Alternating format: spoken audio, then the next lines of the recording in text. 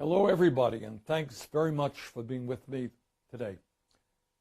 Just yesterday, Donald Trump released a 144-page budget that is breathtaking in its hypocrisy and its degree of cruelty. Not only is this budget an absolute disaster, full of ideas that the American people have already rejected, it exposes Donald Trump for the fraud that he is. Over and over again, as you will recall, candidate Donald Trump promised the American people that he would be a different type of Republican, that he would be a champion of the American working class, that he would not cut Social Security, Medicare, and Medicaid.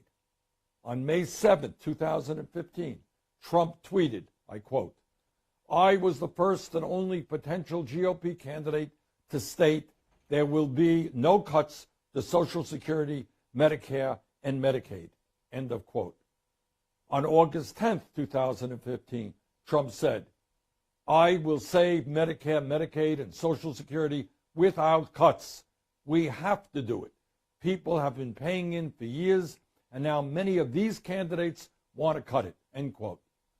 That is what Trump said during the campaign. But now that he's president, his actions are very different. In his budget submitted yesterday, Trump proposes cutting $1.5 trillion from Medicaid, $845 billion from Medicare, and $25 billion from Social Security. Now let me take a second to tell you what these cuts mean to ordinary Americans if they were to be implemented. In America today, Medicaid pays for more than 2/3 of all the nursing home care in our country. What happens to senior citizens with Alzheimer's and other serious illnesses who have their nursing home coverage paid for by Medicaid if that program is cut by $1.5 trillion over 10 years? What happens to their families? How are their families going to keep their parents in nursing homes? But it's not just seniors. Today, Medicaid covers millions of children with special needs. As you know, we are the only major country on earth not to guarantee health care to all people. And this budget would then throw millions of children with special needs off of the health insurance they have. We have an opioid epidemic from one end of this country to the next. But when you slash Medicaid by $1.5 trillion, you make it infinitely harder for communities, cities, and states to deal with this terrible crisis. But it's not just Medicaid. Trump's budget would also make devastating cuts to Social Security for people who have severe disabilities, children who have lost their parents, and the poor. In terms of Medicare, the Federation of American Hospitals tells us, and I quote, "The new White House budget imposes arbitrary and blunt Medicare cuts to hospitals who care for the nation's most vulnerable.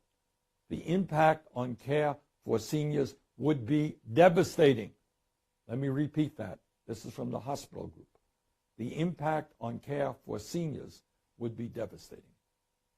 During his campaign, Donald Trump told the American people that he was going to provide, and I quote, "health insurance for everybody with much lower deductibles," end of quote. Remember that? That's what Trump told the working families of our country, and sadly, a lot of people believe them.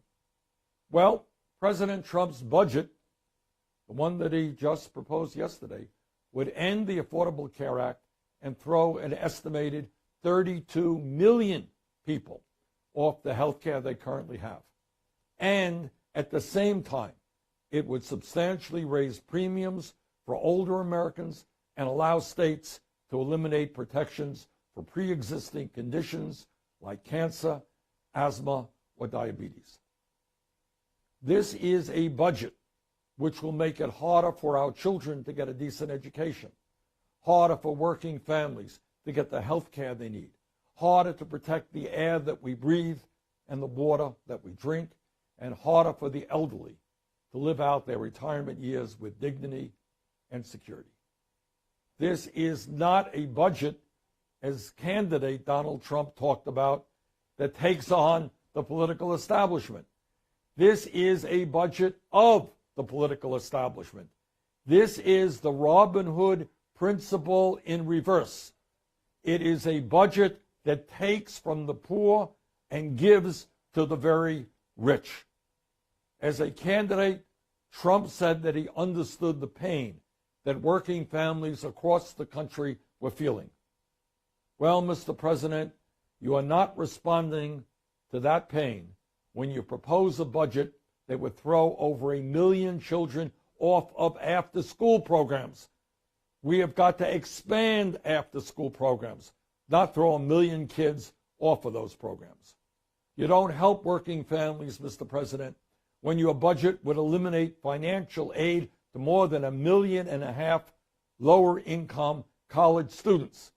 Everybody knows that right now we have over 40 million Americans struggling with outrageously high levels of student debt. We have to substantially lower that debt, not raise it, not make it harder for young people to go to college. Young people today are graduating school $30,000, $40,000, $100,000 in debt. If you can believe it, the Trump budget makes a bad situation there even worse. Mr. President, you are not, quote, a different kind of Republican when you propose a budget that would deny nutrition assistance to 10 million Americans, most of whom are children, senior citizens, or have a disability.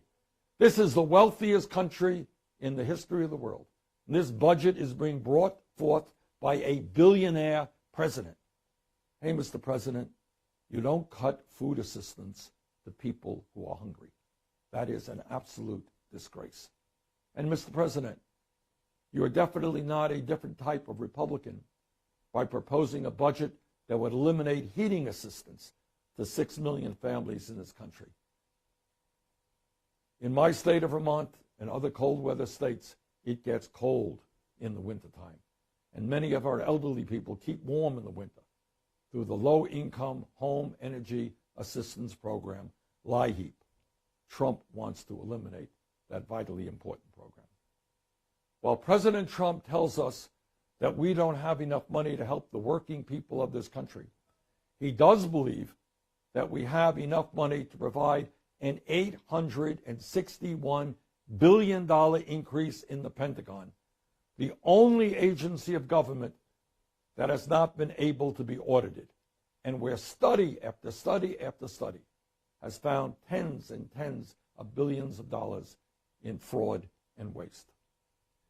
Now, I must confess, I've got to be honest, and say that there is some good things in this budget, really are, if you are a millionaire or a billionaire. After passing a nearly $2 trillion tax break that mainly benefited the top 1% in large profitable corporations a little over a year ago, the Trump budget, the one that he just presented yesterday, would provide another $1 trillion tax break that would, shock of all shocks, primarily benefit the wealthiest people in our country. Make no mistake about it. Trump's budget is a massive transfer of wealth from working class families, people who are struggling to keep their heads above water economically, to the wealthiest people in our country and the most profitable corporations, entities that are doing phenomenally well. This is a budget for corporate CEOs who already make over 300 times what their workers make. This is a budget for Wall Street. This is a budget for the billionaire class. This is a budget that must and will be defeated. We need a budget that works for all Americans, not just Donald Trump and the 1%. Thank you very much.